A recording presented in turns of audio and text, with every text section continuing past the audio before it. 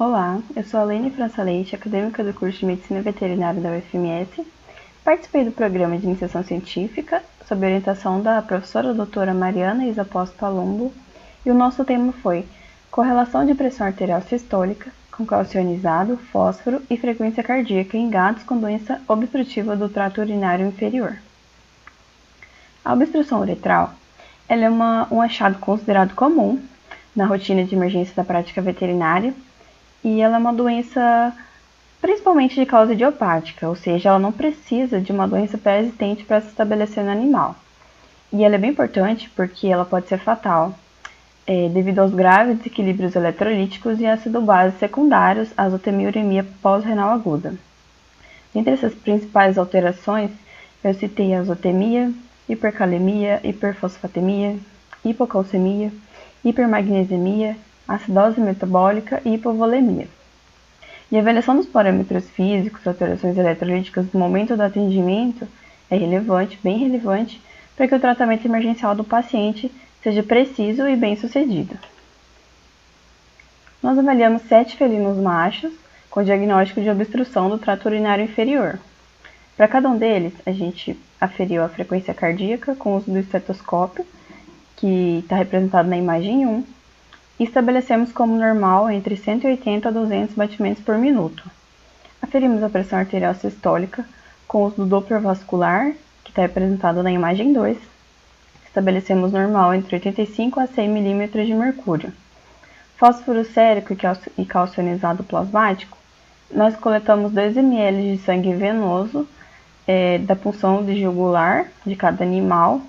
Colocamos no tubo que está mostrado na imagem 3, e consideramos normal para fósforo 4,5 a 8,1 e para cálcio 1,11 a 1,38. E levamos esse material para análise.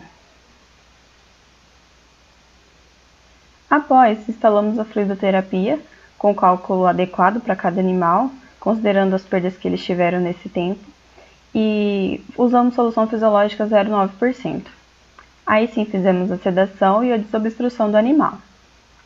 E a análise dos dados obtidos foi a partir de estatística descritiva e cálculo de frequência relativa, média e desvio padrão, além do cálculo de correlação de Pearson, com a formação de matriz de correlação pelo software GraphPad Prism.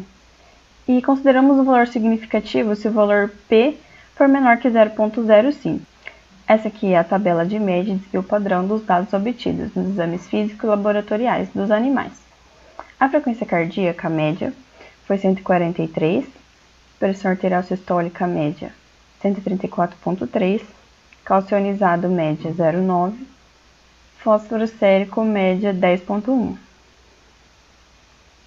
Essa é a matriz de correlação de Pearson das variáveis que a gente estudou. Quanto os valores mais próximos de 1, maior correlação.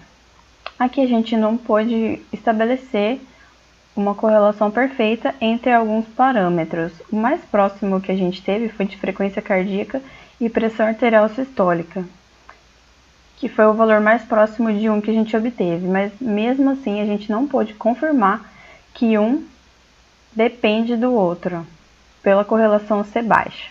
E como conclusões, a gente obteve que mesmo com baixos níveis de cálcio ionizado plasmático e bradicardia, a pressão arterial média se manteve-se normal, ou seja, teve uma fraca correlação entre estes.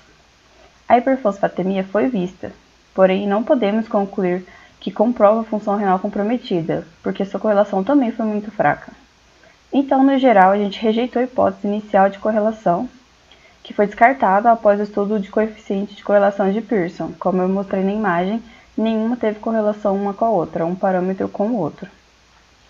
Por isso a gente tem que considerar as controvérsias e as peculiaridades de cada caso, e é muito importante, portanto, monitorar todos os parâmetros pré e pós-obstrução, já que um fator não depende do outro para ser alterado, e essa é uma doença potencialmente fatal. É isso, muito obrigada.